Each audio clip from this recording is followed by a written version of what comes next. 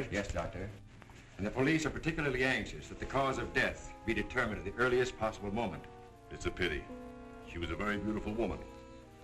One hates to perform an autopsy on a beautiful woman. But you've no other choice, Doctor. Most unusual. There are no marks of violence on the body. What do they suspect? Poison? Have they any idea? My understanding is, Doctor, that the authorities are entirely at sea as to how she was killed.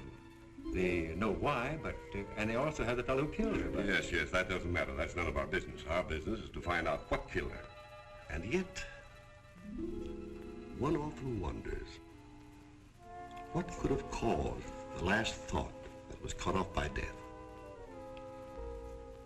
If it was spoken now, what would it be? Yes, you're here. You found me at last. But you know if you kill me, I warn you. Don't come another step. No, don't, please. Don't! No, I told you I didn't want the bandage. Why, Laura? Why are you so opposed to the bandage? Does it remind you of something, perhaps? What do you mean? Oh, nothing, Laura, nothing. Now, won't you lie down again and let me complete the examination? You're a sick girl, you know, in a highly nervous condition. I want to know what you meant by saying the bandage reminded me of something. If you don't know, how should I? You don't fool me for a minute, Doctor. I know how you feel about me. Do you, Laura? Then I wish you'd tell me, for I don't know. I don't know how I feel about you at all. You're clever, Doctor. But I'm wise to you and that fool of a son of yours. How long have you been married to Ward now? Too long. And why don't you give him his divorce? He's asked you often enough. I'll give him a divorce when I'm good and ready. I see. I'm not afraid of anything he can do, or you, or anyone else. What's that? Your heart's beating like a trip hammer. I must warn you that this high state of nervous tension... What's that noise?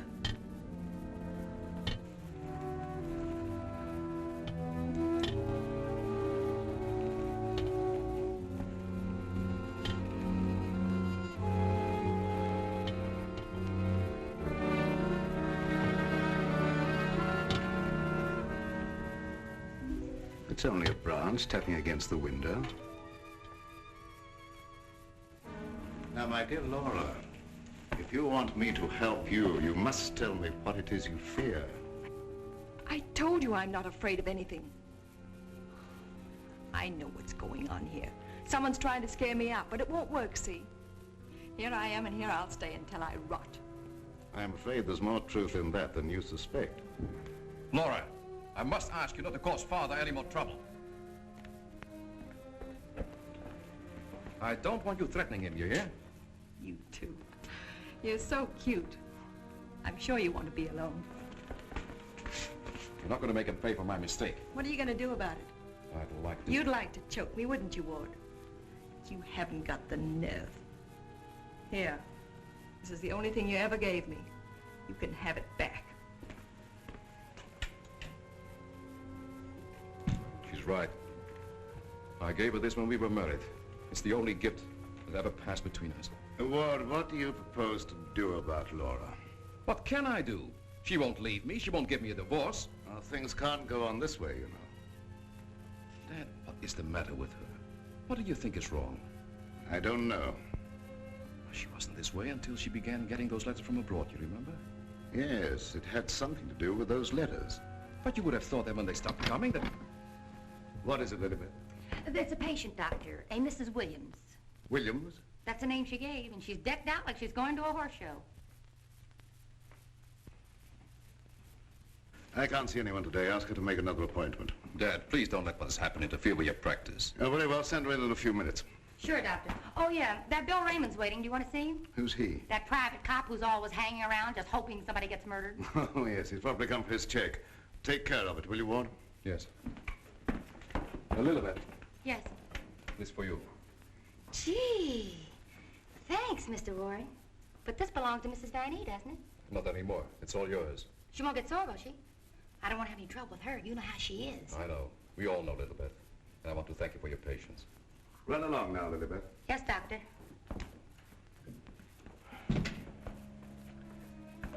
You made a fatal mistake, my boy, in marrying Laura.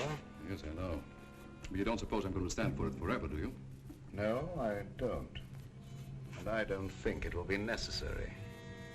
Do you have a plan? I think it'll be better if you leave everything to me.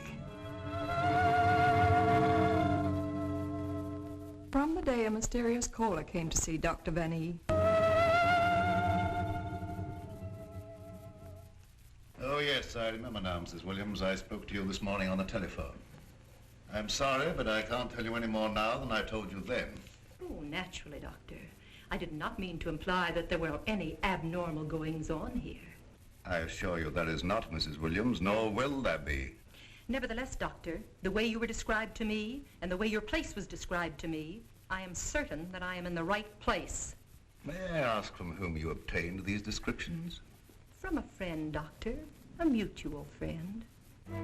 Lily Beth, the woman I love. Can't we be friends? Stop tracking your big flat feet after me wherever I go. I've got things to do. Oh, gee, it's wonderful just to see you around, busying yourself, the little housewife. I never knew the cop who didn't love to stand around and watch other people work. Mrs. Williams, it's obvious from your conversation that you've come into possession of certain facts concerning my past. I know of only one person who could have given you that information, and it was my belief, yes, even my hope, that person was dead. But let me say that even if that person were alive, I should not submit to blackmail from you or from anyone else. You show great courage, Doctor, for one in your unusual position. There has been no question of blackmail. I came here seeking your cooperation, which you have refused to give. So, let us call the matter closed. Thank you. Au revoir, Doctor.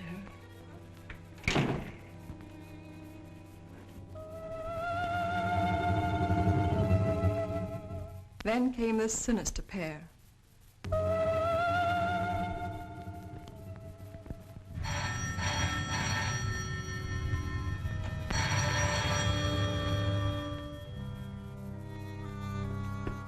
My little guardian of the doorbell.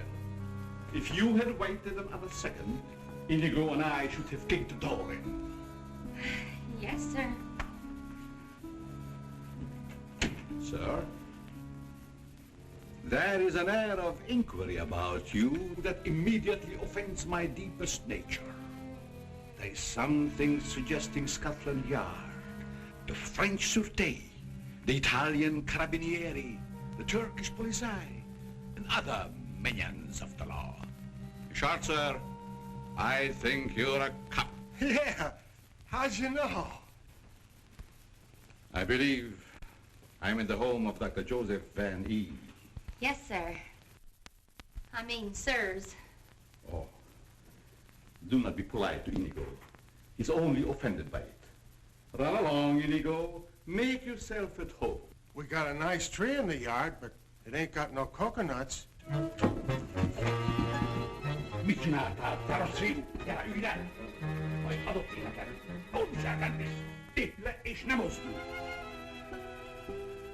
My little friend Inigo is deaf and dumb. He cannot hear and he cannot speak, but he reads the lips, and I would advise you to say nothing to annoy him. For his temper is short, indeed. This, I presume, is Dr. Van E.'s private office. Yes, sir. But I really should announce you. My dear girl, if I allowed myself to be announced, I doubt I would be received anywhere. I'm sorry, really I am, but the doctor won't see anybody without an appointment. Appointment? I have had an appointment with him these 20 years. He will see me. Doctor, somebody's coming! My dear doctor, truthfully can it be said that your house is your castle, protected by your countless slaves? So it is you, Leonard. I was warned you might appear like one of your own illusions out of nowhere. My dear Joseph, you have not changed a bit. Have you met my friend, Mr. Raymond? Raymond? Oh, Raymond. No doubt a relative of the great magician of the same name. Mr. Raymond is our private patrol officer. He keeps an eye on the premises for us. And other comings and goings. A very good idea, my dear Joseph, to have a private bodyguard at your beck and call. Well, you fellas are old friends, I can see that. Oh, yes. Old friends. Well, then maybe you'd like to be alone to talk over old times. A very good suggestion. Thank you, Mr. Raymond. I won't be far away, Doc. Well, so long, Mr. Leonide. Don't pull any more little men out of your hat.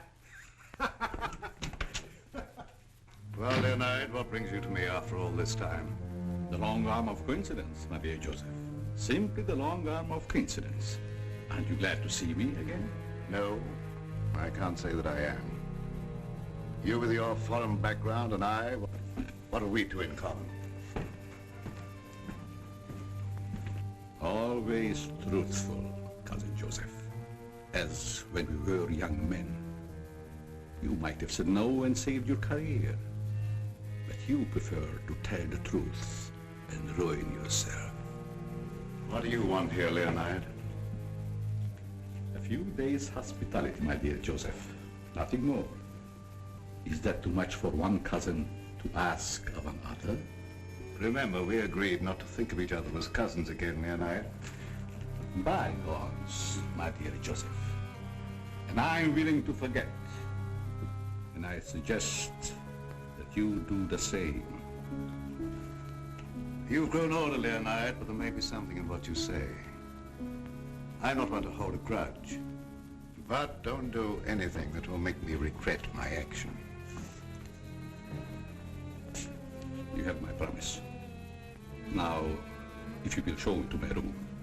Oh, I should say, I have a traveling companion from whom I am inseparable.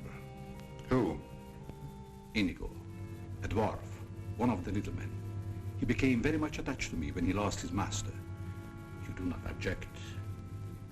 What good would that do? How true. Very well. You may have the room next to my daughter-in-law. I know you'll like that. Oh, yes. The lady, who I am told has an utmost horror of having her eyes blindfolded. A phobia of most interesting origin, I dare say. Something to think about. That night, my husband questioned Leonard about my past.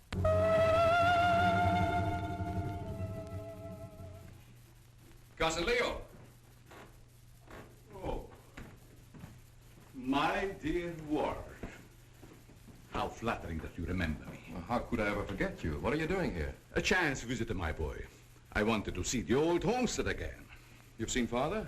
Yes, and he received me with open arms, in a manner of speaking. Well, I don't mind telling you, you came at a very bad time. We're having some trouble.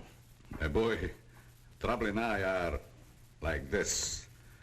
I presume you refer to the charming lady in the room next to mine, your wife, I believe. Yes, Laura. I haven't met her, but I'm looking forward to the pleasure. I'd like to talk to you for a moment. All right. Perhaps you can help us. By doing what, my boy? You've been everywhere. You were caught in Europe during the war. I'd like to show you something. You may be just the person I'm looking for. If I can be of any service. Did you ever hear of a dance team called Renee and Lorette? I don't think so, my boy. And then There again... must have been such a team. Look. Renee and Lorette. The dance of the green mask in the green room in Paris. The green room. Yes? Oh, the face of the man does seem slightly familiar. May I ask, where you got this photograph? The maid, Lilibet, found it in Laura's room and turned it over to me. Oh, well, my boy, I'm afraid I can't help you. I played the green room on several occasions, but never with these people. In fact, I don't seem to remember them at all. And I appeared in many clubs during the occupation. I'm sure the girl behind the green mask in this picture is Laura. How can you be sure? Who can ever be sure what's behind the mask? If the people in this photograph could suddenly come to life. I'd like to know who the man is. It can be anyone, my friend. Anyone. In this makeup, it might be even I. I wish you wouldn't joke about it. This is very serious. Of course. But let us say you found out who the man in the photograph is. What then? I have an idea that if the man in this picture were to show up, I'd find out I wasn't married to Laura at all. Think over what I've asked you. It'll be to your advantage. Certainly, my boy. I will give it every consideration. And perhaps something will occur. Who knows? Don't you want to leave the photograph with me for my further study? It might be the very incentive that my memory needs. No thanks. I'll keep it. As you wish.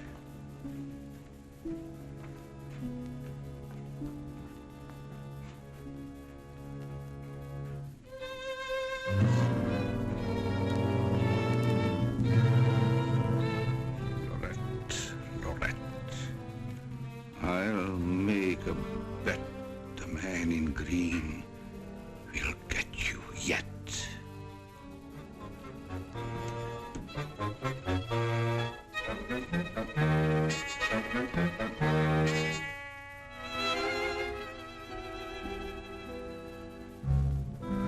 Here you go.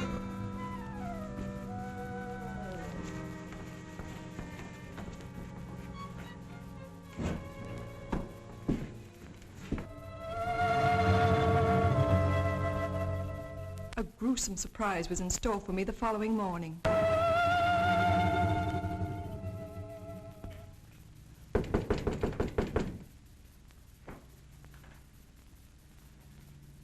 Who is it? It's me, ma'am. What do you want? The afternoon mail. You wanted to know when it arrived. Was there anything for me? Yes, ma'am. Put it under the door. I can't. It's a package.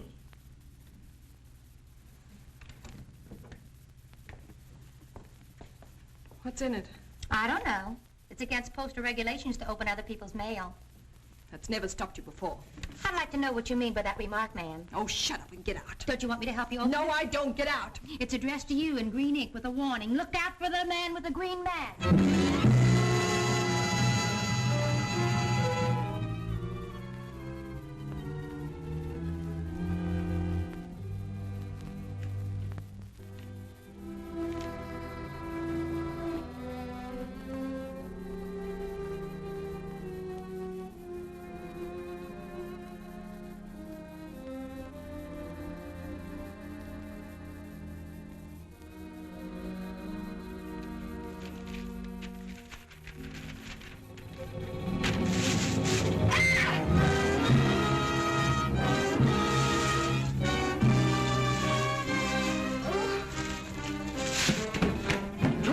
Ma'am, who done it? Which way did he go? Get out. Get out. I just heard you yell. I was hoping it was a murder at least. Get out. I tell you, you have no business here. Well, but you don't understand. I'm supposed to be here. That's what I'm being paid for. Paid? Yeah. You see, I'm Bill Raymond, private cop in this neck of the woods. I was hoping we'd have a little murder or something happen around here so as I could solve it and get my old job back at Central Homicide. Nothing personal, of course. Who told you to say these things to me? Well, nobody said nothing to me. I was just waiting around outside to see Dr. Van E, and I heard you yell. So you're a friend of that crazy doctor and his son. Crazy? I wouldn't exactly say that, ma'am. The doc's a pretty good egg. You wouldn't want anyone to say you was crazy, even if you... You can go back and tell him I'm not afraid of being murdered by you or them or anyone else. No, I don't guess you are, ma'am. Still and all, if you was to get murdered and I was to find out who done it, it'd be kind of a break for me. That don't be the kosher. I wouldn't say that to you, lady, even if I knew what it meant. Now will you get out? All right. I can take a hint. Nice little bedroom companion you've got there. Get out. I'll go, but don't think I'll come running next time you yell. I'll know it's a fake.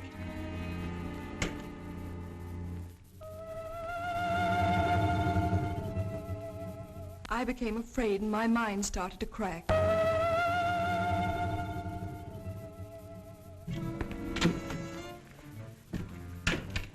Lilybeth, my melancholy baby, where are you?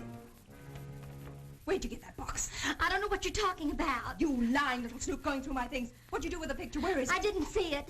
That's the last time you put your hands on me. I'll give you one more chance and then I told you I don't know where the picture is and I don't know what you're talking about. It's been you all the time going through my things, opening my mail, rapping on my door at night. Now you're blaming me. I've never touched anything of yours. You've got my robe on now. Where'd you get that? I was just trying it on. Mr. Ward gave it to me. He said you didn't want it anymore. I'll tell you when there's something I don't want. Oh, shut up. It's only a dummy. A dummy? Where'd you get that thing? I suppose you're going to tell me you don't know anything about that either. Oh, I bet it was in the box. In the box I brought up for you, that's what. There were no stamps on it. How did it get in the mail? I don't know. The doorbell rang, and I thought it was a mailman. I opened the door, and it was sitting there on the stoop. You're lying. No, I'm not. I don't mind telling a lie now and then, but I'm not lying now, honest. You're trying to scare me out. I'm not leaving. No, but I am. You come here. You and Mr. Ward are pretty thick, aren't you? Thick? Yes, thick like your head. He's fallen in love with someone else. Who's she? I don't know. It's not me. I know it isn't you. I know all the signs. He's fallen in love with some simple-faced man. There's always a way to get even with them.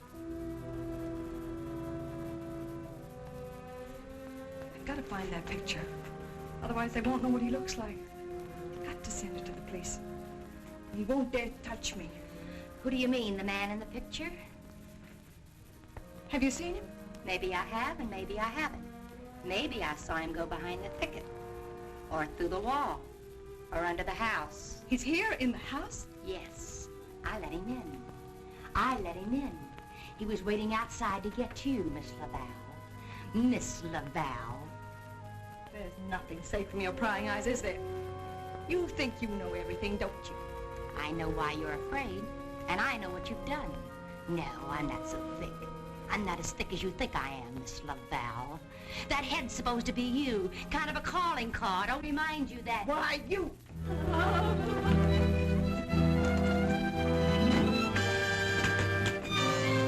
Excuse me, lady.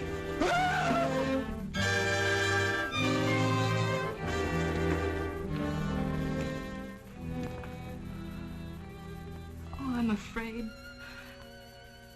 I'm afraid. Where are you hiding?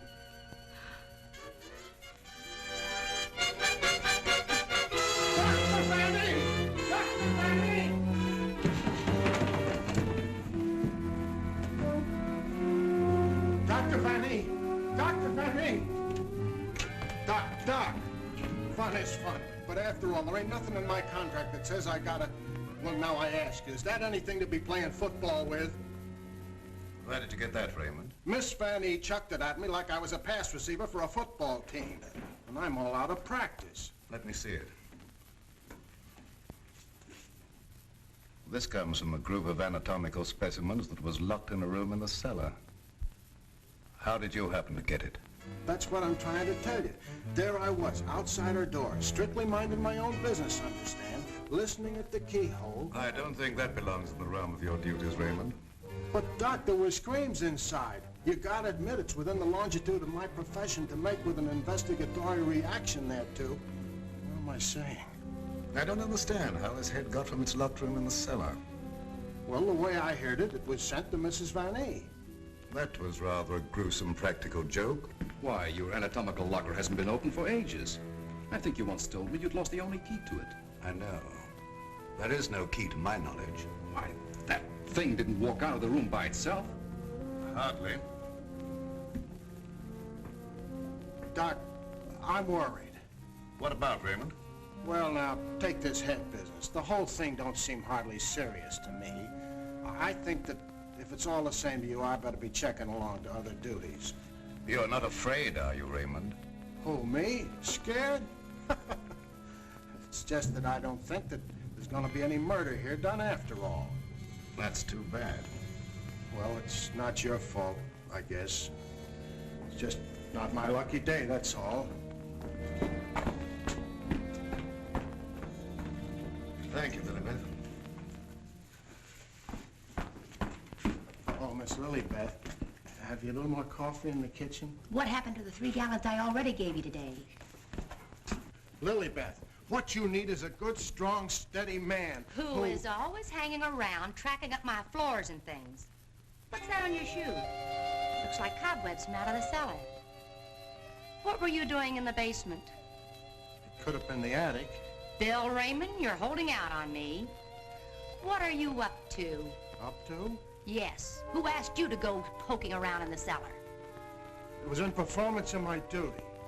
What duty? What did you find? Absolutely nothing. That's what makes me so disgusted. Too bad about you. You know, Lilibeth, I think somebody around here is just kidding.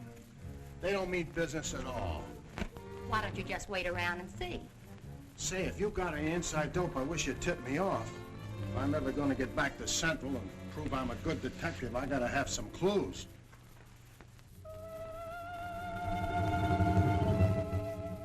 Yes, I was scared. Scared of my life.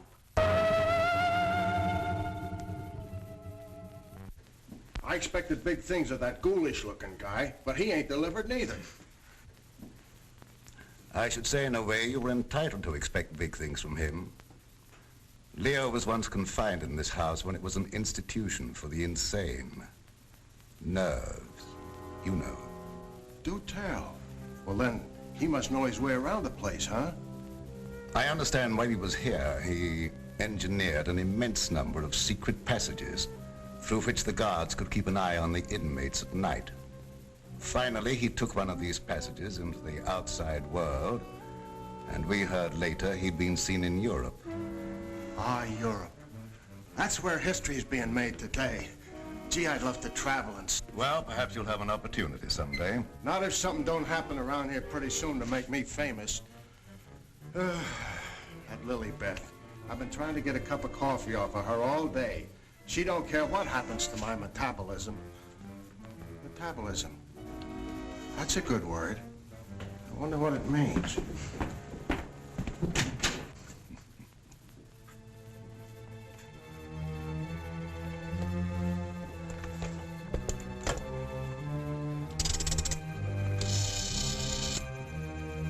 Operator, I want the police right away.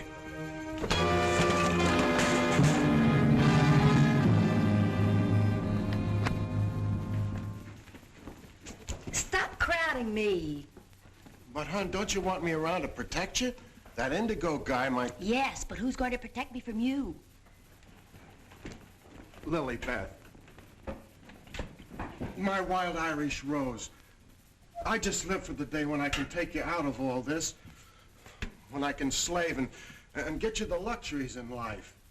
Gee, I'd gladly work my fingers to the bone to buy you expensive motor cars and furs and jewels and things and serve you breakfast in bed. What's the matter with me? Am I crazy? Yes, and I'd hate to hang by my neck until you got me all those things.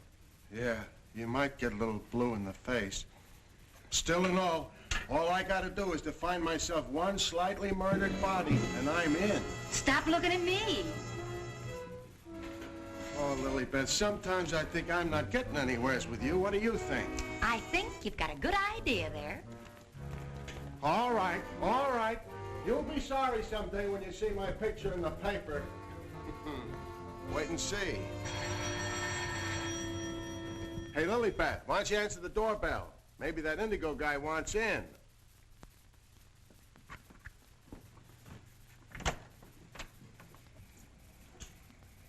The doctor ain't home. You'll have to call some other time. Don't be silly. Don't say I didn't tell you. Close the door on your way out. Hey, wait a minute. Well, if it isn't Bull Raymond. Shh, Terry. You trying to ruin me? Ruin him. Come here, Bull. Meet Miss Cornell. How do you do, I'm sure. Likewise. How do you happen to be out with him? Cute, darling, don't you think? Flat at both ends, head and feet. You've heard me speak of him. Bull Raymond. Bill Raymond, if you please. Mr. Terry Lee, you so-called reporter. How do you happen to be out with a dish like this? Jane Cornell. Good for dull days in a man's life. Mr. Raymond. Oh, yeah, I remember.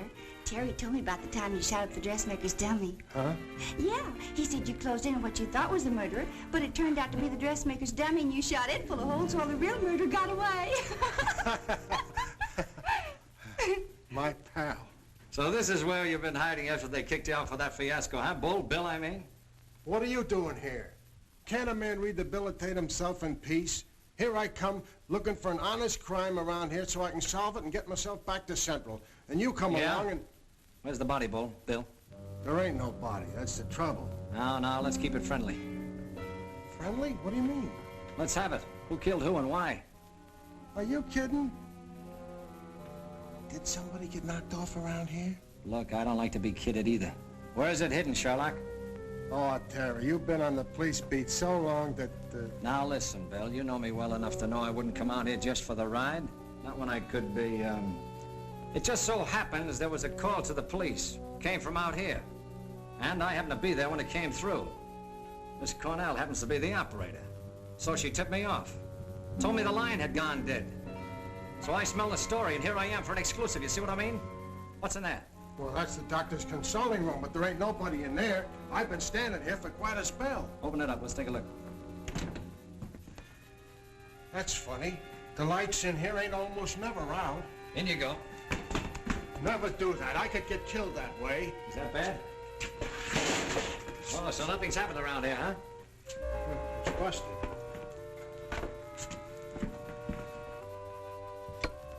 There, see? Like I said, there ain't nobody here.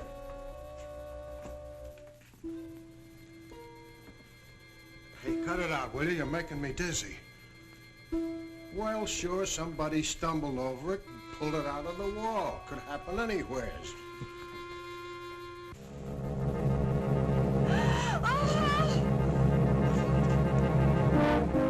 Wants to shake hands with you, Bill. Step right up. Not me. You seen it first.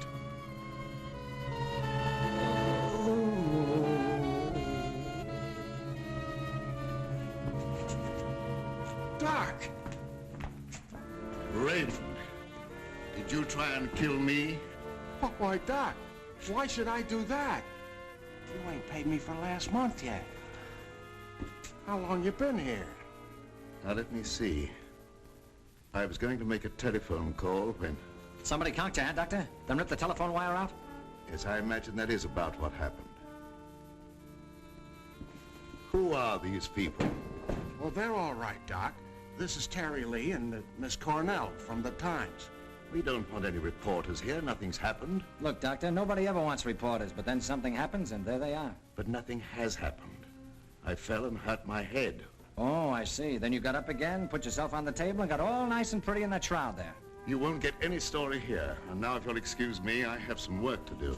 Doctor, do you mind if we stick around for a while, seeing that nothing's happened? Well, why not? Very well, you may stay for a while, but I warn you, if you make yourselves objectionable in any way, I'll have Raymond throw you out. Well, come on. You heard what the doctor said. He's busy. Get out of the office.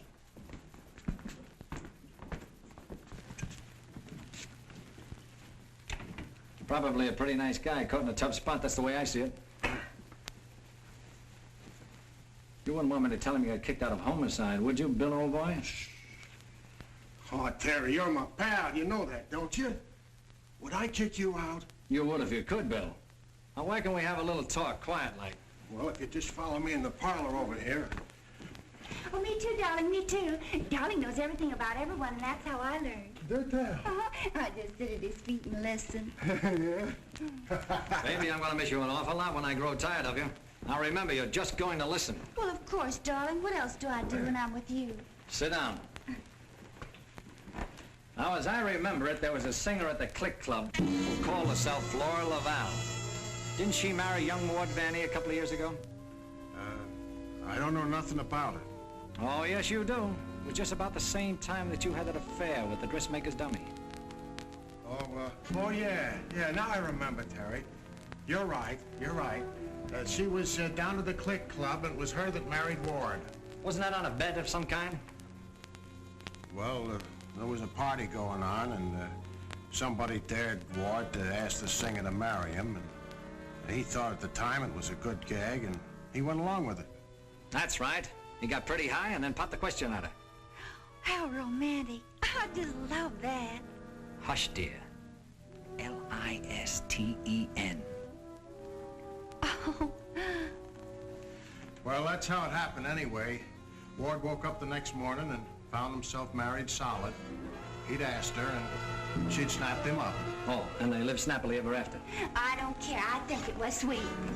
Darling, couldn't I get you high sometime and... Sweetheart, have you ever heard the old saying about little girls? What's that? Little girls should be seen and not heard. Now go on, powder your nose. All right. I think I'll be shoving along, too. Now, wait a minute. We're just getting started. We were talking about a singer who called herself Laura Laval.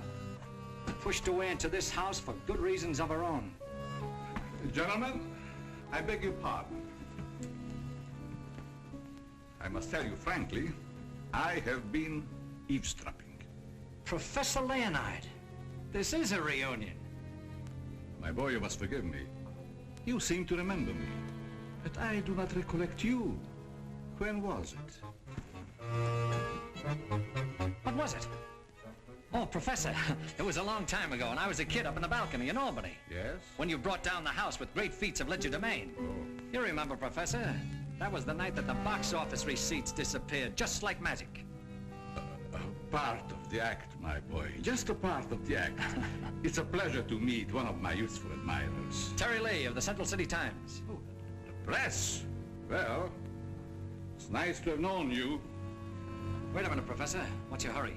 Are you afraid I might bring up the subject of those certain unfortunate recent connections of yours? Shot in the dark, my boy, I'm sure. And I will ignore it. Of course. And this young lady, no doubt a companion of yours. Jane Cornell, my fiancée. Delighted. Likewise, I'm sure. Delightful. And I would suggest to take very good care of her. Mr. Lee. Oh, I haven't had a chance to talk to him yet, Mrs. Van E. Never mind, I'll tell him myself. Darling, I met her upstairs and I told her all about you and that you know everything about everyone. Thank you very much, dear. Welcome to your living room, Mrs. Van E. Thank you, but it isn't my living room. I understand you're not unaware of my position in this house. Well, maybe you can tell us about it. I'm being kept a prisoner here against my will. I'm alone and friendless. I'm sorry. Why haven't you called the police? They've done nothing but to call for the police. They have kept me penniless so that I can't leave. I understand. They're trying to destroy my mind, Mr. Lee. By innuendo and indirection, they're trying to make me believe I've done something dreadful in the past. That I'm to be the victim of some horrible vengeance. You know best about that. I'm innocent, Mr. Lee. I've done nothing. Now, this doctor's brought some stranger here with these tricks and illusions to further make me believe... You mean the professor and his little, Yes. You must help me, Mr. Lee. Laura, it's so good to see you downstairs again after all these days being locked in your room. You know perfectly well why I've remained locked in my room. Ward, this is Mr. Lee of the Times, the gentleman I told you about upstairs. Oh, yes. Look here, Mr. Lee. We don't want any more of that front-page splash stuff, such as I got when I married Laura. Your wife's been telling us that she's being kept here under constant threat. She is out of her mind. See what I mean, Mr. Lee? They don't overlook a single chance to put it in my head that I'm crazy. Perhaps I can explain, Mr. Lee. We don't believe there's anything wrong with Laura now.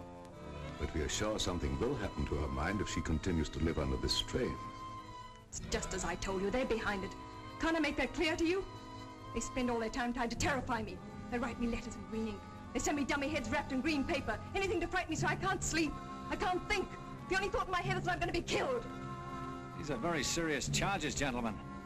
And I might say it'd make a perfect front-page splash. Lee, if you dare print a word about those ravings of my wife... Don't do anything to make me think they aren't ravings, Mr. Van E.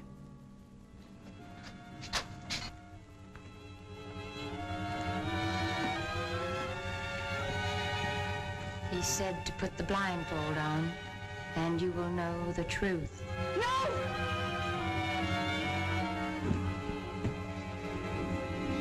What's wrong with her, Doc? Quiet, Raymond.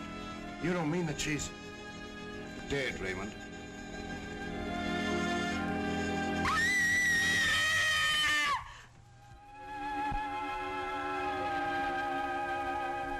Then I knew that he was here.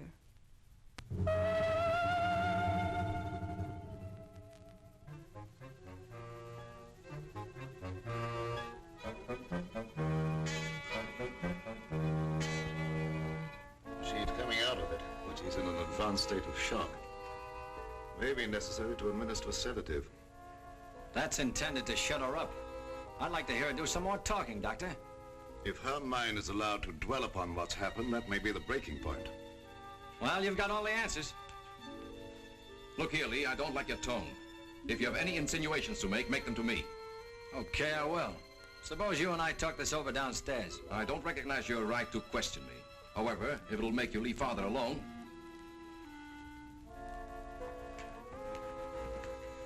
Bill, fix yourself a chair right outside the door and don't leave until I get back. Sure. But what about Lily Beth? Don't she rate nothing around here? Now, Lee, first I'd like to see your credentials. You're busting here saying you're a reporter. That's the old turn the tables gag, Van E, but if it'll make you any happier, take a look. All right, you're a reporter. But I still don't understand how you and the young lady got the news about our troubles. Do you really believe that story, Lee? Do you in your right senses really believe that we are keeping Laura a prisoner here? That's what the lady says. She said that... Nonsense. Nothing would please me more than if she got out. Look, I don't get any of this stuff, Van E, but there's a tricky deal going on around here, and I intend to sit in on it. Too bad I can't flash the city desk to make ready for a front-page replay. Yes, isn't it? Either your wife is the victim of a well-plotted program of persecution calculated to drive her insane, or she's the witch you say she is. You're the fellow with the nose for news. What does it tell you? It tells me that right now I'd like to know where your disappearing relative is.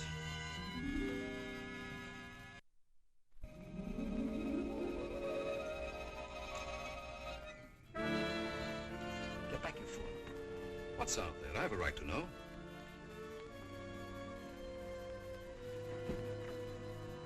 Don't see anything. What was it? It isn't possible. It isn't possible, of course. What do you see out there, Lee? I've had enough of this. Come on. Are you nervous, Miss Cornell? Oh, no. I think it's very exciting. Well, Professor, I thought I just saw you outside, baying at the moon. You disturb her sleep. Where have you been? How about you start acting normally for a change? You're bringing suspicion upon all of us. I, my boy? What have I done? Suppose you tell us. Has no one arranged to silence you yet, Mr. Lee? What a pity. I don't silence very easy, Professor, and it'd take a lot more than what you've done to her. Do you suggest that I had a hand in that poor girl's unfortunate demise? Why don't you behave yourself, Professor? Mr. Van E here has the right idea. You're just gumming up the works. I did my humble best. Who are you working for? What do you expect to get out of it? I'm discharging a debt, Mr. Lee. A debt contracted many years ago. Now, are you any wiser than you were a moment ago? No, but I'm beginning to get a general idea. By the way, how's that little girl of yours? I hope fervently that nothing happened to her. She would look so beautiful lying here. Look, Professor, I may not have been very smart in bringing Miss Cornell here, but if I thought you had any plan to do that... Why do you persist in making me the villain, Mr. Lee?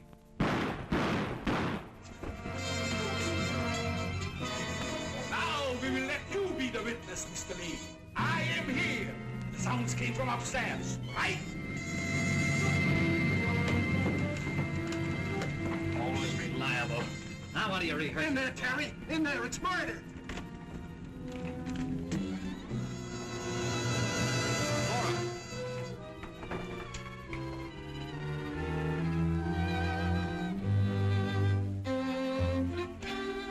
Jenny, wake up!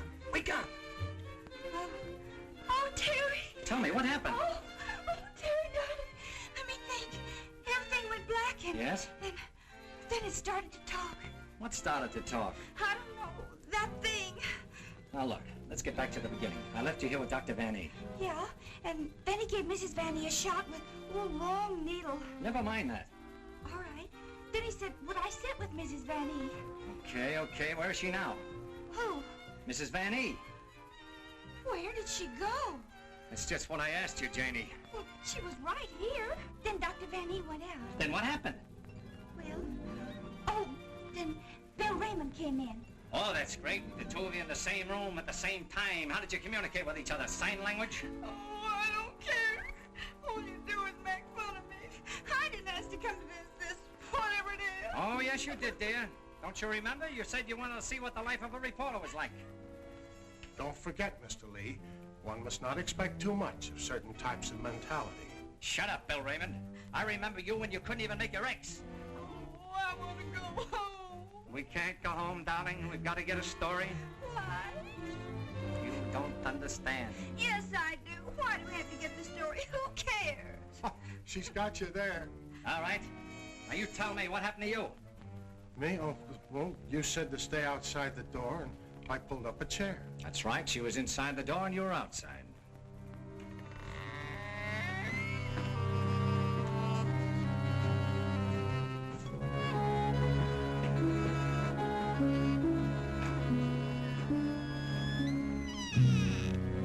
Then come that odor of heavenly perfume. That wasn't Lily Beth. It was sweet and penetrating, like an ancient drug. And I felt kind of sleepy-like. Oh, so sleepy.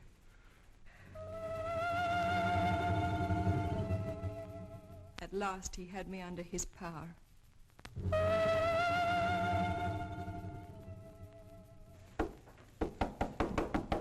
There must be a button or a gadget of some kind around here. 2 o'clock, almost deadline for the 9 o'clock final. Oh, Terry, what makes you think there's anything behind them walls? I've got a sneaking suspicion that the professor uses them for a disappearing act. I wish Lily Beth was here to make me a cup of coffee.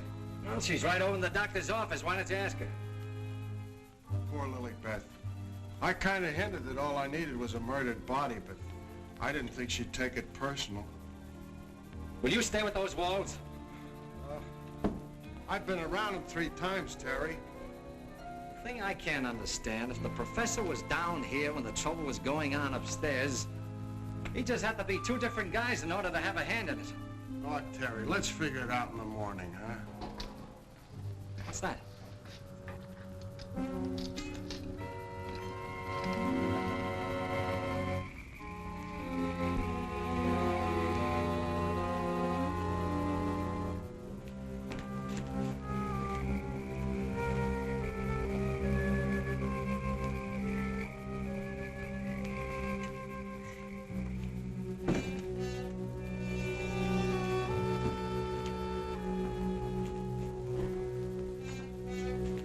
Wake up. Either something or somebody opened the front door. That's the shortest night's sleep I've had in a long time. All right. Now that you're good and rested, let's see if we can understand what happened upstairs. Well, do you think it had something to do with that picture, maybe, that Lily Beth found in Mrs. Van E's room? What picture? Oh, the one with the couple with the 2 masks, you know, like we found, like that mask. Who has the picture now? Well, young Van E, I guess. That's the point. Where has Mr. Van E been since his wife's disappearance? Well, him and his old man are sleeping. I guess they got some sense. No. I've already checked that, and they haven't slept in their beds tonight. Wake up! I refuse to answer on the grounds that my tend to incriminate or degrade me. My unconscious mind. Now look, Bill, please stay awake for a while. Now look, tell me, what happened when you smelled that sweet odor in the hall upstairs? No, it smelled lovely. Lovely, that's all I can remember. And Dr. Van E had already left Laura's room, is that right? Yeah, he'd gone out, and he said goodnight, and he had given her some sedative or something that he said would take care of her till morning, and then he went down the hall to his own room. And then you fell asleep? Yeah, no, I just kind of dozed off a little. Like this. Here's your coffee, sir. Terry, that's a dirty trick. Stay on the other side of that window. What for? Take a look. I'm looking. What do you see?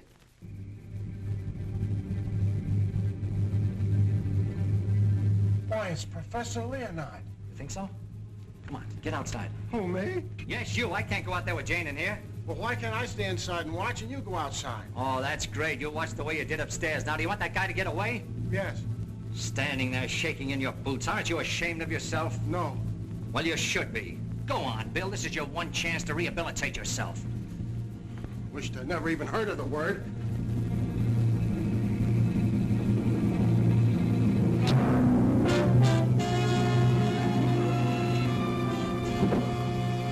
Have your gun ready. What good is a gun against what's going on around here? Lilybeth! Oh, gee, this ain't natural. Who are you talking to? The woman I loved. Poor little angel. Try and speak to me.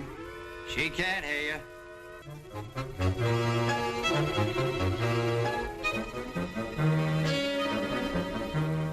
What was you doing outside? You're supposed to be dead. Now you stay right here, honey. I gotta catch that guy in the shrubbery. Oh, gee. What are you doing to me, Lilybeth? I got work to do. Lilybeth, be reasonable, will you? If you don't cooperate, I'll never get back to Central. you. Never mind, Raymond. Take care of Lilybeth. Lilybeth! Yeah, that's who it was. I opened the door and she fell right in my arms. Like she had something special to tell me. You notice that fragrance about her? And to think this wilted flower was once even as you and I. Take her back into Dr. Van E's office. What's she doing wandering around? She's supposed to be a corpse. What happened to that guy outside? Never mind. You found her. I never knew she was lost. I missed her. I missed her from my office. Will you please take her back? What are you gonna do? Yes, Doctor, and what have you been doing? We've turned this house upside down trying to find you. Hardly that, young man. If you'd done that, you would have found me.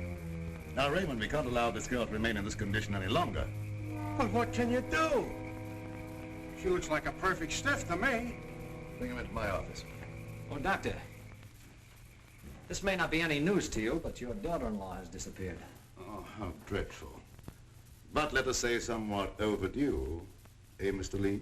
You don't seem very surprised to hear about it. Young man, when you've been devoutly praying for something to happen, you accept your good fortune without question.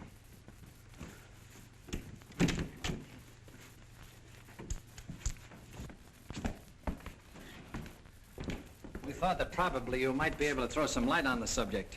That's right, Raymond. Leave her there. There's absolutely nothing wrong with her. Huh? And you mean I've been pining away for nothing? She was put in a deep hypnotic sleep, that's all. But why? Why, Doc? Who done it? It was done so that she would obey certain orders that were transmitted to her.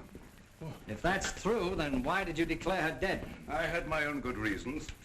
Would you give me one reason why you like to go around getting hit on the head? That must become a little monotonous. Mr. Lee, are you sure that you saw what you thought you saw?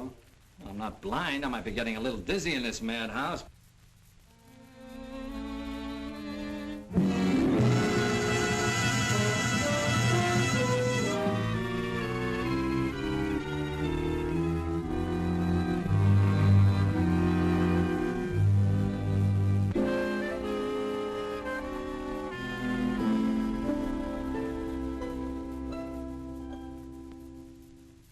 You know, Doctor, morning isn't very far off. And when the police get here, you've got an awful lot of explaining to do. You're in this up to your neck. By morning, let us hope no explanations will be necessary.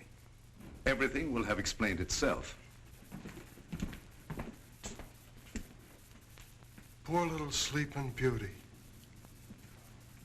Do you suppose someone thought she looked weak-minded and picked her out to carry out his commands? That's not always the case, Raymond. If Leonard were here, we could settle this case very quickly. Gentlemen, it is my peculiar misfortune to always be in a position where I may eavesdrop. How can I be of service, Cousin Joseph? Oh, Professor. Ask me no questions, my friend, and I will tell you no lies.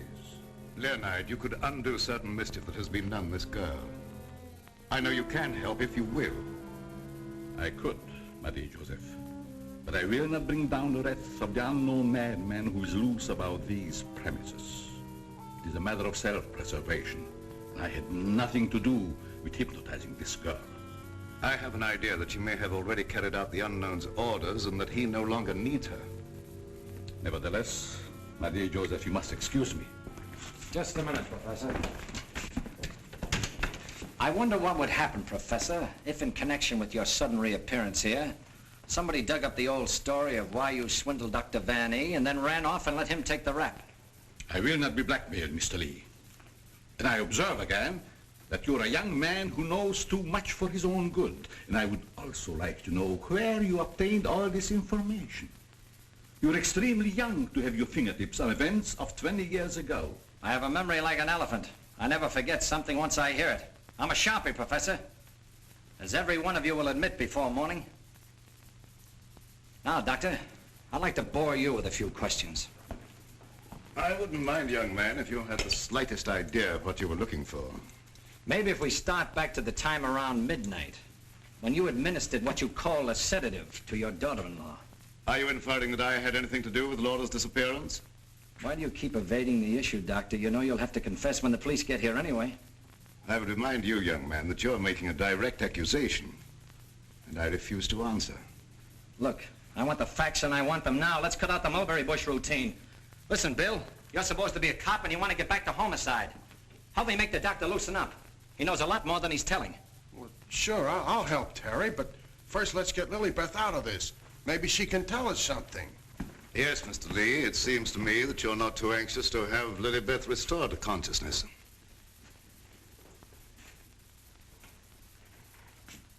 What do you hear, Doc? Her heart's in a very depressed condition. Someone's been giving her orders by mental telepathy. Hey, could I learn to do that? Supposing Lilybeth was in the kitchen, could I telegraph her a wish for a cup of coffee, huh? Perhaps, Raymond, someday when we have a little time, I'll indicate the principles of hypnosis to her. Thanks. Marie-Joseph, the principle of hypnosis isn't as simple as you would make them believe. It requires long and patient study. But I will risk the wrath of the unknown. For I see you truly love this child. And for your sake, I shall use my knowledge. Oh, gee, thanks, Professor. You're solid.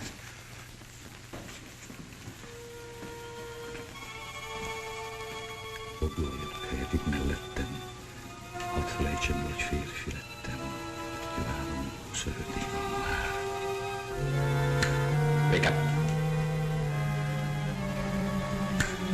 Wake up. Lilybeth, darling. Keep your big hands to yourself. What are you slapping me for? Professor, put her back to sleep. It's better that way. What have you been doing to me? Me? What have I been doing? Yes, what have you been doing? You gotta learn me that hypnotism trick. It's my only chance. Tell me, Lilybeth, what happened? Well, I can't seem to remember it. It all seems like a dream. Did you see anyone? No. But I do remember a perfume, a sweet odor. Yes, go on. Terry, darling. Oh, Terry, darling. Yes, Jane. What is it? Is it Halloween? No, it isn't. Then why was that green face bobbing up at the window? What? Yeah, a green face just like the one I saw in Miss Van E's room. You saw a green face in Mrs. Van E's room? Well, yes, darling, that's what she was shooting at. I mentioned it to you, but you're so scatterbrained. Yes, dear, I'm scatterbrained. Does your mind feel rested now and everything after your nap? Mm-hmm. That's a good girl. Now, come on, tell me, what happened? Oh, don't yell at me. I can tell you just how it happened. We were alone in the room, and Laura was going to sleep. And then she said, "Oh, take away the bandage." And I said, "What bandage?" And then she said, "Oh, don't shoot me. I didn't mean to do it."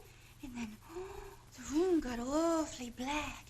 I think somebody must have turned off the lights. Just like that. Go ahead, you're doing fine. Well... Yeah, the lights had already gone out. Uh-huh. And the room got awfully dark. You've already said that. Think hard now. You saw a green mask. It came out of the wardrobe. Like a moth? Yes, darling, just like a moth. Oh, how clever of you. It was just like a great big moth, and he flew around and Please around. don't make yourself any dizzier than you are. Now tell me the rest of it. Well, I just don't see how you could remember that it was like a great big moth. And did you see it? Were you there hiding in the wardrobe, maybe? No, I wasn't in the wardrobe. Now look, Jane, please, be yourself. No, I mean, don't be yourself. Just relax.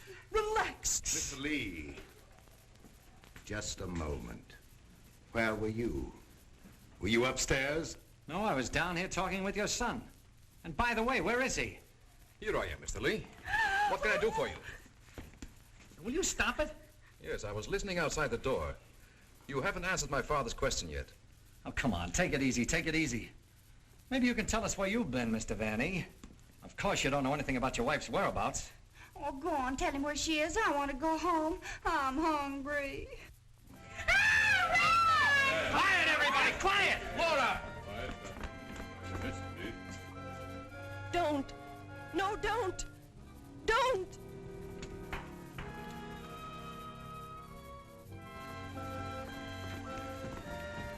Laura! She's under a hypnotic spell. Ladies and gentlemen, it has been an exciting night, and you all are deserving of some explanation and relaxation for the strange goings-on. The guy who's doing the talking is behind the wall somewheres. Now you're getting smart, Sherlock. We introduce at this time the team of Lorette and Renee as they appeared at the height of their success in the green room of the Paris Creole. Sure, the mask, the picture. Mademoiselle Lorette. Now I know who he is. Mademoiselle Lorette will now put a bandage over her eyes, the better to see the inner truth. Very good, Renee. Very good. Just like the old time. Would any member of the audience like to ask Mademoiselle a question? Come, Mr. Lee.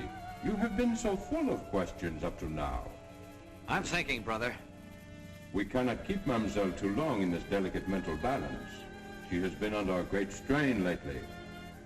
Then I will ask the questions myself. Yes, Rennie, I'm at your command. Are you afraid now? No, I'm quite safe. Will you tell the truth? Yes. They came to me and said your partner, he of the magic feats and rare impersonations, is a spy. But we can't prove it. We will give you 1,000,000 francs if you, Lorette, bring us that proof. Now we shall know. You gave them the proof they wanted? Yes. They took him away to be killed? Yes. What was he to you, this man you betrayed? This man you sold to the enemy for money? He was my husband. When they told you he was to be executed, you sent this man a gift for his last moment before the firing squad. What was it? It was a green scarf for his eyes. Like the one you're wearing now? Yes. Why did you send it? It was my scarf. I wanted him to know I had betrayed him because I hated him. He was good and kind, but I hated him for the power he had over me. I see. That is your only defense. You hated. You thought they shot him. You escaped to America. You thought you were safe. Then you found out he was alive and wanted revenge. Thank you, Mademoiselle Lorette. You may remove the bandage now. What do you see on the cloth, Mademoiselle? There's a hole in it. Yes. What else, Lorette? What else? There's blood on it. There's blood. I have come back. I am here. And I will have my revenge. No! No, don't touch me! Ah! Outside, under the window, you know where.